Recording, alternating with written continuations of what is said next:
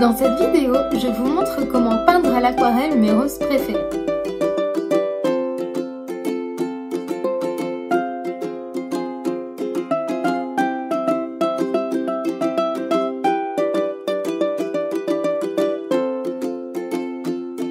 Bonne année les créatifs! Moi c'est Héloïse et je suis super heureuse de vous avoir aujourd'hui sur ma chaîne YouTube. Si vous me suivez sur Instagram, vous savez que j'adore peindre des roses. J'en mets partout, même sur mes cartes de remerciement. Ce sont un peu mes aquarelles doudou. Aujourd'hui, je vous propose d'apprendre à les peindre. Vous allez voir, c'est super facile. La clé de la réussite, c'est la pratique. Vous êtes prêts? Alors attrapez vos pinceaux et on y va! Alors on commence par un petit tour du matériel. Qui dit aquarelle dit eau. Personnellement, moi j'utilise 2 pots d'eau, un grand pour l'eau sale, un petit pour l'eau propre. J'ai aussi un spray que je pulvérise sur mes aquarelles pour pouvoir les humidifier plus facilement. Bien sûr, un chiffon pour essuyer le pinceau et un pinceau.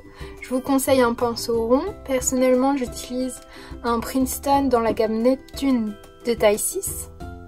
Ensuite, le papier. Alors, je vais utiliser du papier de chez Clairefontaine Aquapad en 300 grammes par mètre carré. C'est un papier qui est pas très cher. C'est celui avec lequel j'ai commencé et honnêtement, j'en suis super contente. Et donc, bien sûr, la peinture.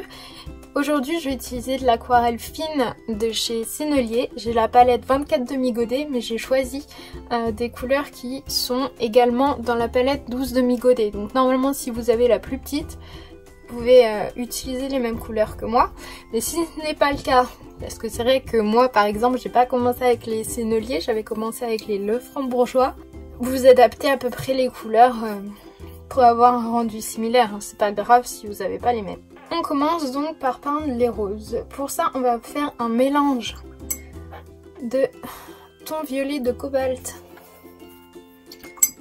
avec du rouge primaire. Parce que personnellement le rouge primaire je le trouve un petit peu trop peps, un peu trop pétant. J'aime bien un peu le casser, avoir une espèce de vieux rouge là. Voilà, je vais mettre de l'eau. Et je fais attention qu'il n'y ait pas trop d'eau sur mon pinceau.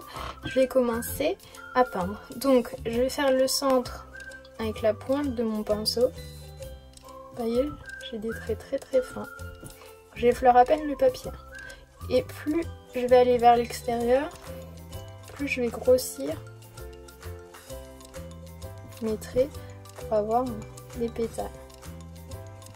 Hop. J'aime bien la forme. Alors c'est trop violet à mon goût, j'ai pas dû mettre assez de rouge.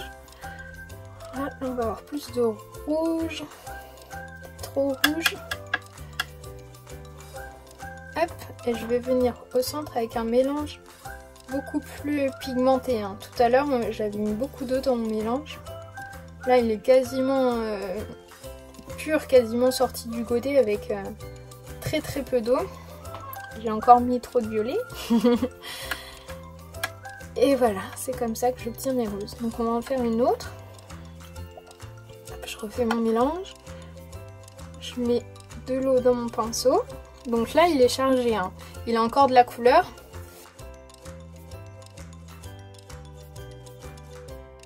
Voilà, je fais mes petits C au centre avec la pointe de mon pinceau. Plus je vais vers l'extérieur, plus j'appuie. Hop, je repasse un peu. C'est une forme qui ne me convient pas. Voilà, et là avec mon mélange bien concentré, je vais faire le centre.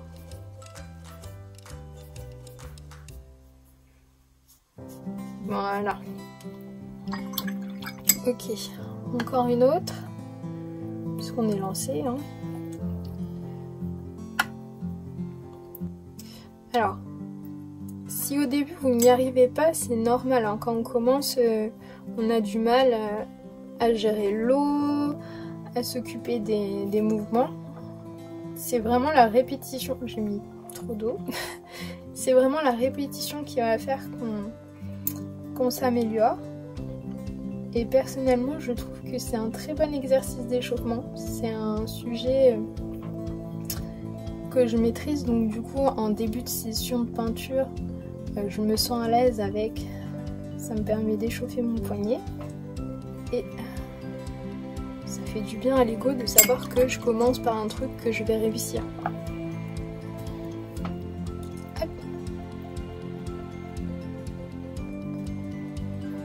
Au centre des pétales, je mets de la couleur. Voilà. J'aime bien là, les deux qui se touchent, je trouve ça joli. Donc pour faire la tige et les feuilles, on va créer un vert un peu différent parce que sur la palette je les trouve un peu trop peps, un peu trop pétants. Moi j'aime bien casser les couleurs. Donc là je vais prendre un vert jaune. Hop, regardez comme il est bien vif. Et je vais y rajouter de la terre d'ombre brûlée. Là, je sais pas si vous avez remarqué, mais pour aller chercher ma terre d'ombre brûlée, j'ai gardé mon eau sale. C'est pas grave parce que c'est une couleur marron, une couleur foncée, ça va pas tellement la changer. Si j'avais pris du jaune, par contre, ça aurait sali mon jaune. Alors, voilà, on a notre vert un peu marron kaki. J'aime beaucoup. On va faire une tige, donc je prends la pointe de mon pinceau et j'effleure le papier. Je descends et j'appuie un petit peu sur le bout. Voilà. Base. Et ensuite on va venir faire une feuille. Je prends la pointe de mon pinceau, j'écrase, je relève. Je vais reprendre un peu de peinture, la pointe, j'écrase et je relève. S'il y a un petit blanc, bah ça me dérange pas. Pointe de mon pinceau, j'écrase, je relève. Alors même j'en fais exprès qu'il y ait un petit blanc. J'aime bien, ça amène de la variation. Là, ces deux roses-là, j'ai pas envie de faire une tige, j'ai juste envie de faire des feuilles. Donc, on va prendre, hop, un trait fin, j'appuie, je relève 2 fois. Et on va en faire une petite. Voilà. On va faire une autre par là. Je sais pas pourquoi pas.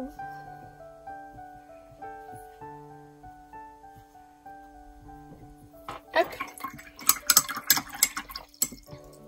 Je nettoie bien mon pinceau et je vais attendre que ça sèche pour ajouter les détails finaux. Maintenant que l'aquarelle est bien sèche, on va pouvoir passer aux détails finaux. Donc pour savoir si son aquarelle est bien sèche, déjà il faut regarder si elle est encore brillante. Si elle est brillante, non, elle est définitivement pas sèche. Et même quand elle est mate, il faut la toucher. Si elle est froide, ça veut dire qu'il y a encore de l'eau, c'est encore mouillé. À température ambiante, c'est parfait. Donc là, moi j'ai touché, c'est bien sec, il n'y a pas de souci, on peut continuer. Donc pour ça, on va fabriquer un marron, un vert marron plus foncé pour faire les petits détails. Sur mes roses, j'ai pas besoin, j'aime bien, il y a des fusions, on va les laisser comme ça.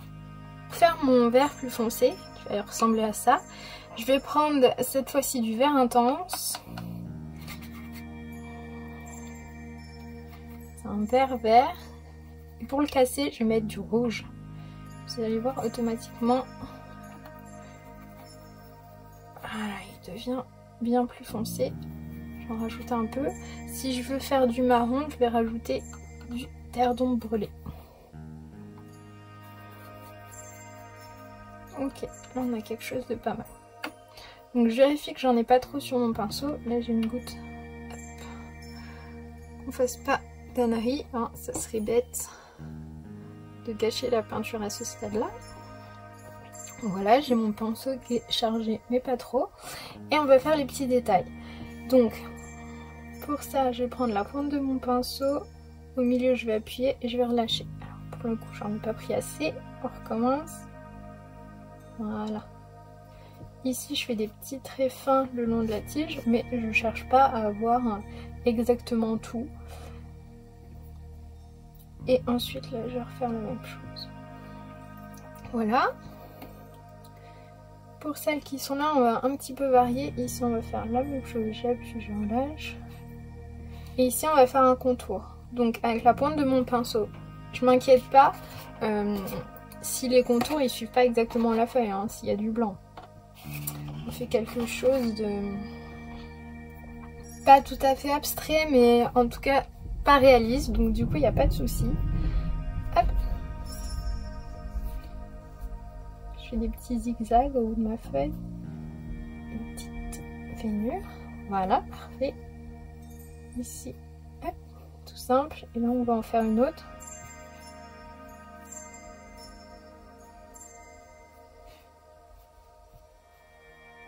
Donc vous voyez, pour faire des traits fins, j'ai tendance à faire un petit peu des à-coups très rapides en effleurant le papier. Évidemment, vous pouvez peindre des roses de toutes les couleurs que vous souhaitez. Ici par exemple, j'ai fait un test de violet. Et là, j'ai testé plein de couleurs. Vous pouvez les scanner et les utiliser en motif, en faire-part, tout ce que vous voulez. Si vous voulez partager vos créations sur les réseaux, n'oubliez pas de mettre le hashtag création d'Héloïse et de me taguer pour que je puisse les voir. Si cette vidéo vous a plu, n'hésitez pas à mettre un pouce en l'air, à vous abonner pour ne pas rater les prochaines vidéos. D'ailleurs, on se revoit mercredi dans 2 semaines sur la chaîne pour une vidéo test de matériel. En attendant, je vous dis à bientôt!